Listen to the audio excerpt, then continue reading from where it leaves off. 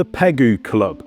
It sounds like it was named after some children's TV show from the 1970s, where the people who created it were off their faces on acid, resulting in the audience having night terrors and PTSD about 10-faced penguins and a juggling walrus on stilts in a fairground up in the clouds.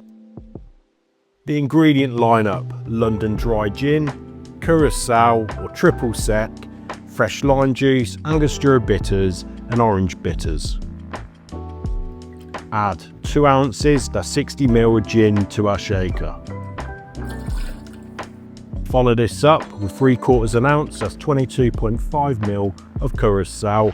I've gone for the Pierre Ferrand brand here, and being the king of Monday morning quarterbacks, I would go for something a bit less dry next time, like a Controve or a triple sec.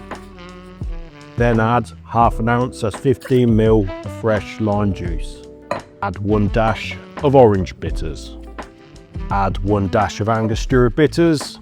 Add ice to our shaker and shake for 10 to 15 seconds. The Pegu Club traces its roots to colonial Burma, which is now known as Myanmar, and the Pegu Club, which was near Rangoon, which was patroned by British Army officers and government officials. Also in the early 2000s, this cocktail saw a revival at Audrey Saunders' Pegu Club bar in New York City, which was a big bar in the cocktail revival period.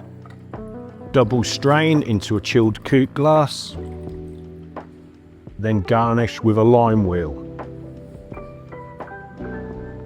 The taste test. I think this is a little bit too much on the dry side, even for my taste buds.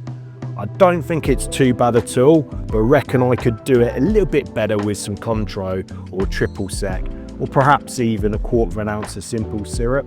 So I'm definitely going to try this one in the future. I do like it though, it's got a nice tanginess to it all. It's just something a little bit different, and it's also quite a simple cocktail to make ingredient wise.